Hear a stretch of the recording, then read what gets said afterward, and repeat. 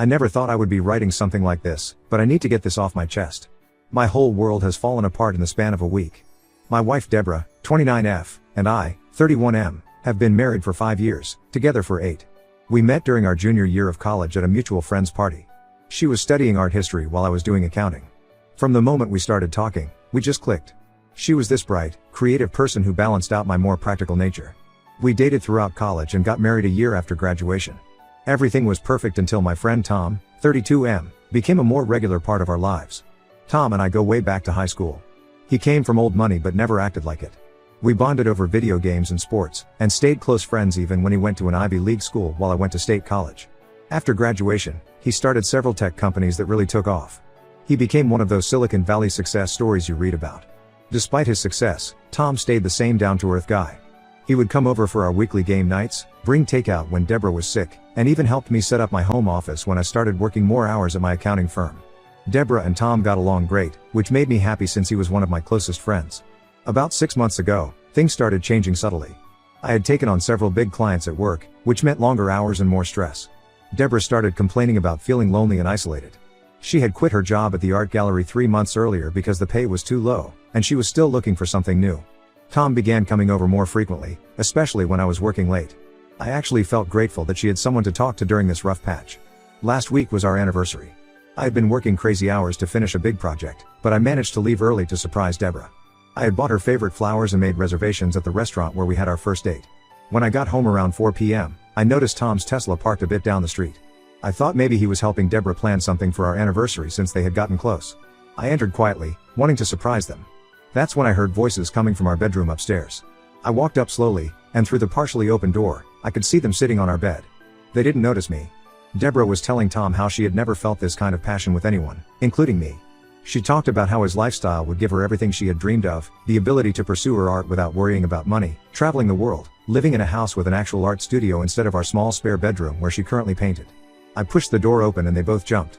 Deborah started crying immediately, but Tom just sat there looking guilty. I told Tom to get out and never contact me again. He left without saying a word, like a coward. Deborah tried to explain through her tears, saying she had fallen out of love with me months ago and that Tom made her feel alive again. She complained about our middle-class lifestyle, about how she was tired of counting pennies while her college friends posted photos from exotic vacations on Instagram. I couldn't stand to hear anymore. I packed a bag and went to my sister Amy's, 34F, place. Amy has always been my protector since we were kids, even though she's only 3 years older. When I told her what happened, she immediately called our parents, thinking they would want to support me. That's when things got even more complicated. My parents run a catering business they built from scratch 20 years ago. It's moderately successful, but a huge part of their income comes from corporate events they cater for Tom's family's businesses. Tom's father is on several company boards and has been recommending my parents' catering service for years. When my parents found out what happened, instead of being angry at Deborah and Tom, they started pressuring me to forgive her. My father said I needed to think about the bigger picture. He suggested that maybe I had contributed to the situation by working so much. My mother called yesterday saying Deborah had visited them, crying and promising to never see Tom again if I took her back. She claimed Tom had manipulated her with promises of a better life, and that Deborah had realized her mistake. My parents think I'm being stubborn by not giving her another chance. But I can't forget what I heard in that bedroom. The way Deborah talked about our life together, like it was some kind of prison she needed to escape from. The way she dismissed our 5 years of marriage as if it meant nothing compared to Tom's money and status. This wasn't just a moment of weakness or a one-time mistake. She had been planning this, probably for months, while I worked extra hours trying to build a better future for us. The worst part is that my own parents care more about their business connections than their son's happiness. They keep talking about forgiveness and second chances, but I know it's really about keeping their catering contracts with Tom's family. They're worried about losing their biggest client, and they're willing to sacrifice my dignity and self-respect to prevent that from happening. Amy is the only one firmly on my side. She helped me find a good divorce lawyer, and I filed the papers yesterday.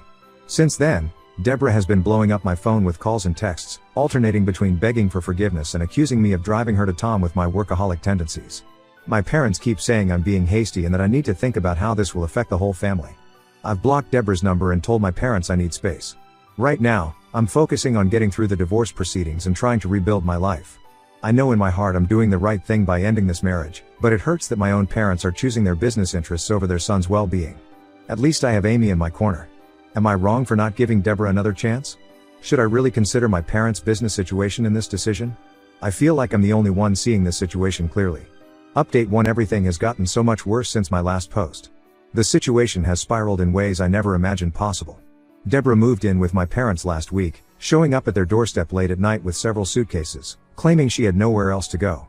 According to her, Tom completely ghosted her after I caught them together.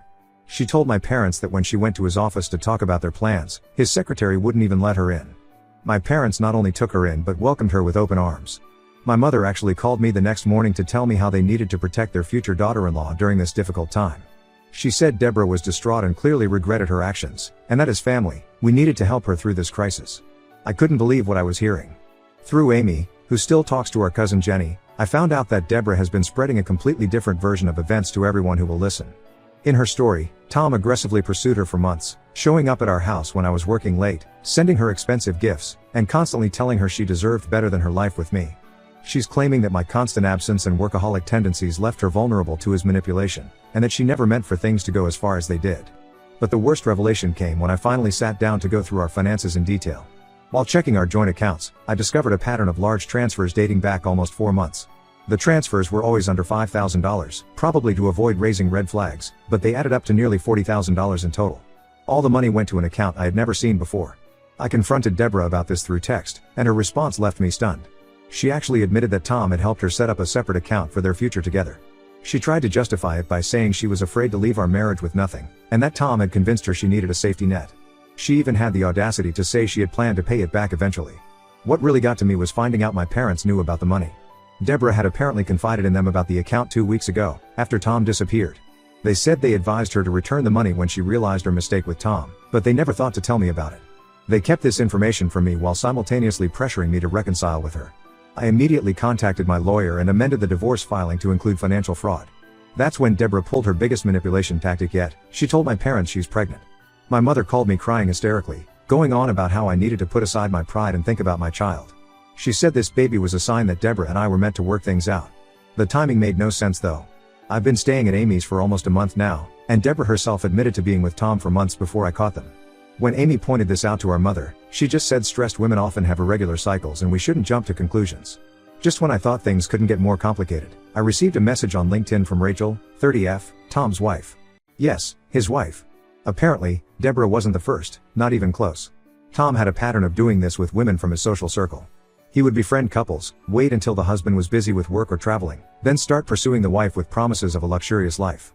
Rachel had been gathering evidence for her own divorce proceedings and offered to share everything with me and my lawyer.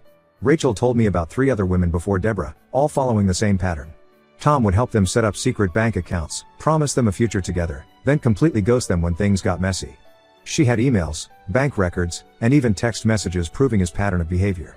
Despite all this evidence, my parents are still firmly on Deborah's side. They're calling her a young woman who made a mistake and is now carrying their grandchild. They've even offered to help her fight the divorce and pay for her lawyer. My father had the nerve to tell me that sometimes good things come from difficult situations, and that this baby could be our chance to start fresh as a family. I've decided to go completely no contact with my parents for now. I can't deal with their betrayal on top of everything else. Amy has been amazing through all of this, helping me document everything for the divorce proceedings and letting me stay in her guest room as long as I need. She's even helping me look for my own apartment, since it's clear this situation isn't going to resolve quickly. Update 2. The truth finally came out, and it's far worse than anything I could have imagined. Rachel shared all her evidence with my lawyer last week, and what we discovered was shocking.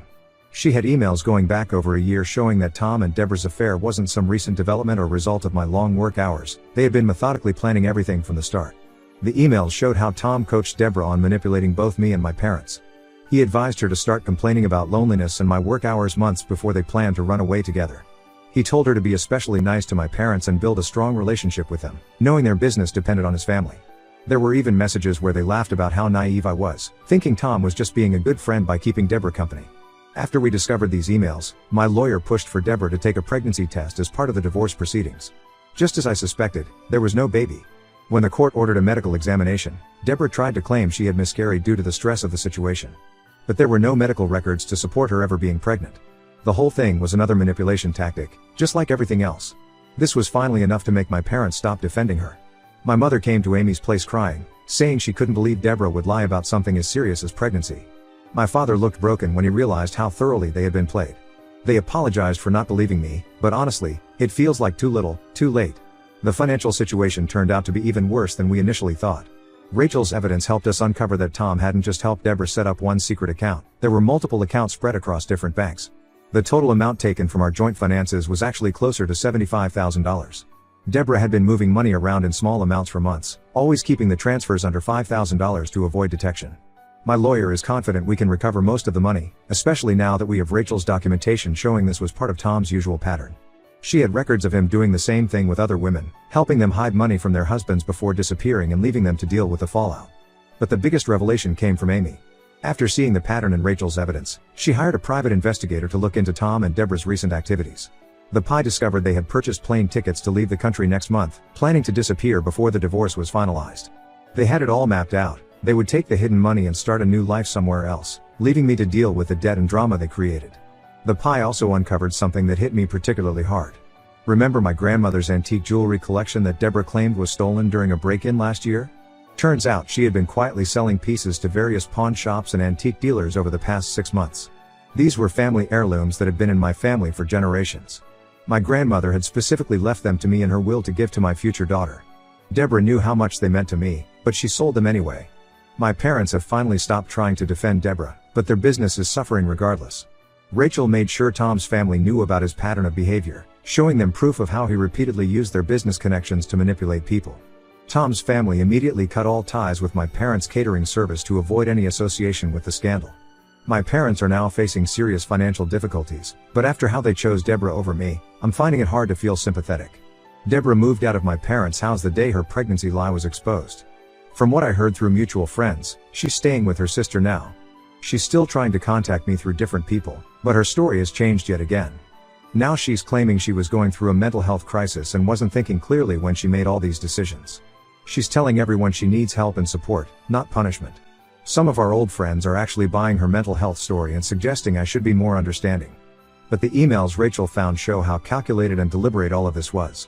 This wasn't a crisis or a mistake, it was a long-term plan to take advantage of me and my family, and it only fell apart because I came home early that day and caught them.